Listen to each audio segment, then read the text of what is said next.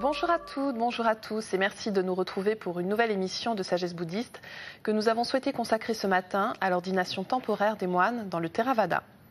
Car si le monachisme est introduit dès les débuts de l'histoire du bouddhisme, les vœux perpétuels n'existent pas, en respect du principe de non-permanence et de la liberté individuelle de choix. Il est donc possible de quitter la communauté monastique et d'y revenir à tout moment, certains effectuant cet aller-retour plusieurs fois. La coutume de l'ordination temporaire qui correspond à cette prise de vœux est surtout connue et pratiquée dans les pays d'Asie du Sud-Est. Alors depuis quand existent ces vœux temporaires? En quoi consistent-ils plus précisément? Qu'apportent-ils à ceux qui les prennent? De quelle manière se déroulent les cérémonies de ces prises de vœux? Je vous propose d'accueillir, pour en parler avec nous, notre invité Dominique Trottignon. Dominique Trottignon, bonjour. Bonjour.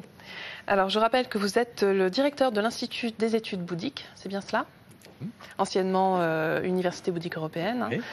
Vous pratiquez vous-même le bouddhisme dans la lignée Theravada et je précise que vos travaux portent essentiellement sur l'histoire du bouddhisme ancien. Notamment, oui. Alors pour commencer cette émission, Dominique Trottignon, est-ce que vous pouvez nous expliquer en quoi consistent ces vœux temporaires? À quoi correspond cette expression? Alors, comme vous l'avez expliqué dans votre lancement, effectivement, une des fondements de la doctrine bouddhique, c'est l'idée de l'impermanence, de la non-durabilité des phénomènes et surtout ceux de l'esprit. Or, quand on prend des préceptes, quand on s'engage à faire quelque chose, on peut avoir des variations de motivation. Et puis on peut s'endormir un soir en ayant une idée et puis se réveiller le lendemain en ayant une autre. Donc il y a toujours eu ce souci très pragmatique de la part du bouddhisme et du Bouddha lui-même de penser qu'un engagement devait être pris pour une période déterminée, la plus longue possible, si possible même à vie, mais on ne devait avoir dans la tête de s'engager que vraiment pour une période où on était sûr de pouvoir tenir cet engagement. Parce qu'en plus de ça, les préceptes, c'est pas obéir à un ordre, c'est vraiment annoncer que l'on va s'exercer à un entraînement spirituel dont on est le premier bénéficiaire. Et du point de vue du karma, comme c'est lié à une motivation, c'est lié à une intention, et donc ça va être extrêmement puissant pour les conséquences karmiques. Donc il ne s'agit pas non plus de se mettre en défaut, si je puis dire, entre l'annonce publique et la réalité de ce qu'on a dans l'esprit, parce que même si le public ne s'en rend pas compte, si l'entourage ne s'en rend pas compte, le karma, lui, va tenir compte de son intention réelle. Donc c'est tout un ensemble d'aspects comme ça qui sont pris en compte pour dire ne vous engagez qu'à ce que vous êtes sûr de pouvoir tenir. Donc ne prenez que 1 précepte, ou 5 préceptes, ou 8, ou 10, ou 227, selon votre motivation, et quitte à ne le faire que pour une période donnée. Mais est-ce qu'on peut établir quand même des fréquences ou pas de ces prises de vœux? Alors très généralement, pour un maître de maison, les vœux sont repris tous les jours. Oui. C'est au matin, puisqu'on parle d'une rupture de conscience pendant le sommeil, donc on se remotive d'une certaine manière le matin. Pour les moines, les bhikkhus, généralement, il y a une cérémonie formelle qui a lieu toutes les quinzaines lunaires, à la pleine lune et à la nouvelle lune, où il y a une sorte de réaffirmation collective de l'engagement. Mais là aussi, les moines sont invités, en fait, tous les matins, à se remotiver et à se réengager face à face avec eux-mêmes. Alors vous venez de l'évoquer, il y a différentes formes de prise de vœux. Est-ce que vous pouvez nous expliquer plus en détail à quoi elles correspondent? Alors, dans le cadre du Sangha des bhikkhus, la communauté de ce qu'on appelle les moines, en fait, il y a 2 types d'ordination et de vœux particuliers, soit ce qu'on appelle le noviciat, soit l'ordination plénière. Alors, à quoi ça correspond? Alors, le noviciat, c'est une période intermédiaire avant de prendre les vœux complets. On appelle ça, c'est une cérémonie qu'on appelle pabadja, qui veut dire la rupture des liens. Donc c'est le moment où l'on quitte la société, où l'on quitte la famille pour rentrer dans l'ordre monastique. Et généralement, donc, c'est une dizaine de préceptes seulement qui est pris. Après quoi, selon l'âge qu'on a, on peut devenir un moine plein et entier. Et dans ce cas-là, la cérémonie s'appelle d'ailleurs prendre les préceptes au complet, ou pas sampada. Donc là, c'est 227 préceptes dans la tradition du Theravada. Donc ce sont 2 cérémonies qui sont à peu près les mêmes du point de vue formel. C'est le nombre des préceptes, en fait, qui change. Voilà. D'accord. Et est-ce qu'il y a des aires géographiques qui sont plus ou moins concernées par ces prises de vœux? Alors, pour cette prise de vœux temporaire, un petit peu, disons, institutionnalisée, on va dire, c'est surtout en Asie du Sud-Est continentale. Donc le pays de Theravada, c'est répandu dans toute l'Asie du Sud, à Ceylan, en Birmanie, en Thaïlande, Cambodge et Laos. Mais cette tradition vraiment culturelle de s'engager dans une ordination temporaire est surtout en Birmanie et en Thaïlande, et donc dans les pays satellites de la Thaïlande que sont le Cambodge et le Laos, on le trouve quasiment pas à Ceylan, en fait. Alors on imagine que les cérémonies qui correspondent à ces prises de vœux sont très importantes, hein, à tous les niveaux d'ailleurs. Est-ce que vous pouvez nous en parler, Dominique Trintignant ? Alors ça a effectivement une grande importance sociale et culturelle parce que c'est devenu non seulement un rite bouddhique, mais en même temps c'est une bouddhisation d'un rite de passage qui concerne soit les jeunes garçons, soit les jeunes gens, les jeunes hommes. Est-ce que vous pouvez déjà nous parler des jeunes garçons ? C'est très intéressant. Alors ça c'est très particulier à la Birmanie. Oui. C'est surtout en Birmanie que ça a lieu et ça donne lieu vraiment à des cérémonies qui sont très hautes en couleurs parce que du point de vue symbolique, comme la cérémonie s'appelle la sortie, la rupture des liens, elle fait allusion en fait à un épisode de la vie du Bouddha, celui où il quitte le palais paternel pour s'engager dans la voie ascétique, dans la voie spirituelle.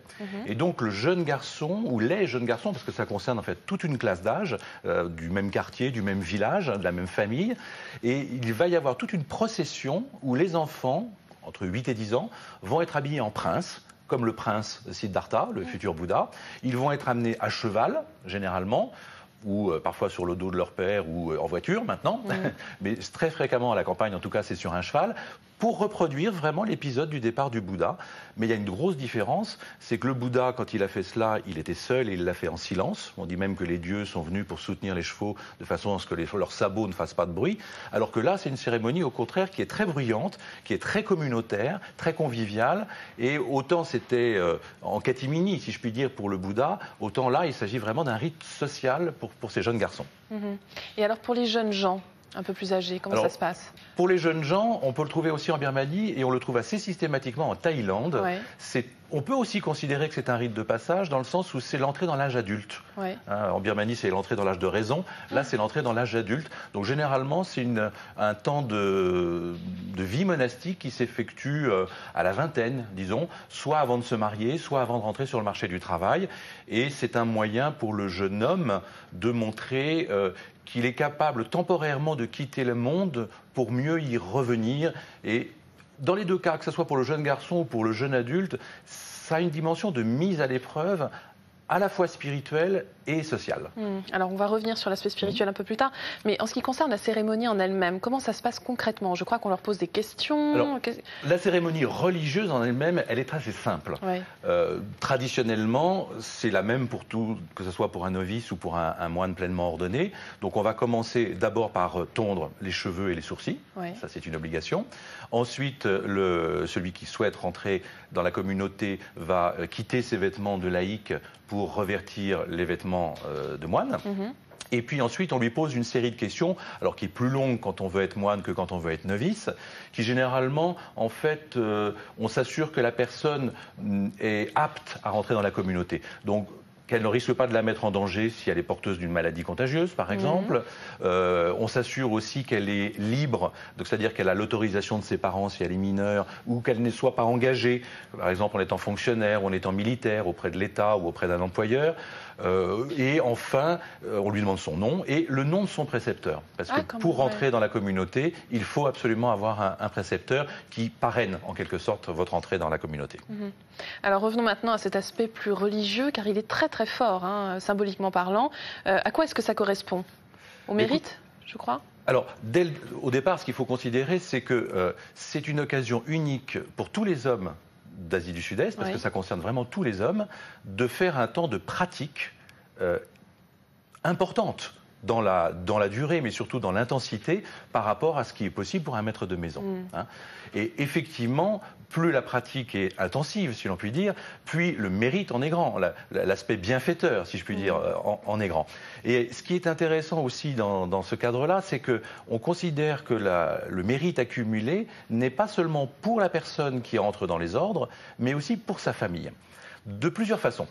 Parce que d'un côté, il a la possibilité donc de servir d'exemple à sa famille sous la robe monastique. Il a aussi la possibilité de faire ce qu'on appelle un transfert de mérite. Donc les propres mérites qu'il accumule en devenant moine, il y a une cérémonie qui lui permettra de les transférer à ses parents. Mais il y a aussi cette possibilité pour les parents d'avoir une occasion de pratiquer eux-mêmes des activités méritoires. Donc c'est un ensemble assez complexe et complet dans la chose. Notamment pour la mère, car ce que l'on n'a pas dit, c'est qu'en fait, cette pratique, ces vœux temporaires, n'était pas destinée aux femmes quand même. Hein. Alors, depuis le XIe siècle, il n'y a plus d'ordination féminine dans le bouddhisme du Theravada, donc il y a un désavantage pour les femmes qui n'ont pas cette possibilité d'entrer dans une pratique aussi approfondie. Et aussi bien pour le jeune garçon que pour le jeune homme, on considère souvent que cette période d'ordination temporaire est une façon, selon l'expression, de payer le lait. Oui. C'est-à-dire de rembourser la mère pour le don qu'elle a fait de son lait. Et donc là, on transfère les mérites. Et elle a aussi la possibilité de recevoir, d'accumuler des mérites, si je puis dire, non seulement par le transfert, mais le fait même de donner son fils au Sangha. Et ça, c'est extrêmement important dans les sociétés du sud-est asiatique qui sont encore très traditionnelles et très rurales, où le fils est souvent la personne qui va prendre en charge ses parents quand ils seront âgés. Or là, bon, c'est une prise de vœu temporaire, mais si le garçon a la vocation, il peut rester. Oui, bien sûr. Et donc, pour les parents, c'est aussi un risque de perdre le soutien matériel et financier qu'ils avaient pour leur vieux jour. Donc, il y a là aussi une valorisation de l'acte de don de la mère de son propre fils en le faisant rentrer dans les ordres. Alors, pour terminer cette émission, est-ce qu'on peut dire un mot sur l'aspect culturel de cette prise de vœux notamment au niveau éducatif. Oui, c'est extrêmement important pour les sociétés du sud-est asiatique parce que les monastères ont été, comme dans le Moyen-Âge chrétien en Europe, les lieux d'éducation. Et c'est vrai que, par exemple, les premiers voyageurs à la Renaissance au XVIIe siècle ont été surpris du degré élevé d'alphabétisation dans ces pays-là. Parce que finalement, tous les jeunes hommes passaient un temps dans les monastères où on leur apprenait à lire, à écrire et à compter. C'est un peu l'école des pauvres, entre guillemets. Avant la mise en place du système éducatif national, c'était la seule école qui existait. Aujourd'hui, effectivement, ça joue un peu le rôle d'école des pauvres. Mais plus bouddhistement, si j'ose dire, moins culturellement, c'est aussi le moyen de créer un lien extrêmement fort entre les maîtres de maison et les moines, puisque finalement, dans toutes les familles, tous les hommes ont été moines. Oui. Ne serait-ce que pour une durée de 3 mois, puisque la plupart du temps, cette ordination dure le temps de la retraite de saison des pluies. Mais justement, on peut se demander après quelle place ils occupent dans la société. Ce n'est pas trop compliqué de se réinsérer professionnellement, par exemple? Comme c'est absolument dans la culture de ces sociétés-là et que c'est considéré comme une épreuve, c'est une façon aussi de prouver qu'on a un bon karma. Ouais. Parce que si on vit bien cette épreuve, ça prouve qu'on a les conditions, on a réuni toutes les conditions favorables pour les vivre, et donc au contraire, c'est très valorisant. Pour être très trivial, je pourrais dire que sur un CV, mettre qu'on a fait 3 ans de vie monastique, au contraire, c'est extrêmement valorisant et ça facilite pour trouver un emploi. Oui, puis on imagine que cela a permis de développer des vertus. Bien évidemment, celui qui... Alors, on peut dire de façon très anecdotique que les parents envoient souvent leurs enfants aussi en se disant nous, on n'arrive pas à les élever à la maison parce qu'ils sont trop turbulents, les moines vont les serrer un peu parce que les règles sont quand même assez strictes dans un monastère, donc ça aide de ce point de vue-là. Mais bien évidemment, ces jeunes vont étudier les textes bouddhiques et ils vont pratiquer la méditation. Donc ils ont l'aspect disciplinaire, ils ont l'aspect étude et ils ont l'aspect pratique de la méditation. Donc ils ont une formation tout à fait complète. Très bien. Merci pour vos éclaircissements, Dominique Tortillon. Et si vous souhaitez en savoir plus, voici quelques ouvrages que nous vous conseillons. Laos, vie au monastère, d'Ilse et Birgit Shrama, aux éditions Lisanne, un ouvrage très richement illustré sur un lycée bouddhiste des environs de Vientiane, normalement fermé au public. Les 2 auteurs ont cependant été autorisés à suivre et photographier moines, nonnes et novices dans l'accomplissement de leurs tâches et activités quotidiennes au sein de la communauté. Le moine bouddhiste selon les textes du Theravada de Mohan Vijayaratna, aux éditions du Cerf, et préfacé par André Barrault. Vous y retrouverez les grands moments de la vie du moine, ses rites et ses coutumes, mais aussi les circonstances et les évolutions qui ont cristallisé la tradition. Et enfin, Initiation à la méditation profonde en pleine conscience du vénérable Enepola Gunaratana, publié chez Marabout. De manière très accessible, l'auteur, moine bouddhiste depuis l'âge de 12 ans, nous donne les outils pour accéder aux puissants états de concentration, pour une plus grande joie et une plus grande paix intérieure. Vous pouvez voir et revoir cette émission pendant toute une semaine sur le site internet de France 2, rubrique tous les programmes et chemin de la foi. Merci à tous de votre fidélité. Je vous souhaite une très belle journée. On se retrouve dimanche prochain.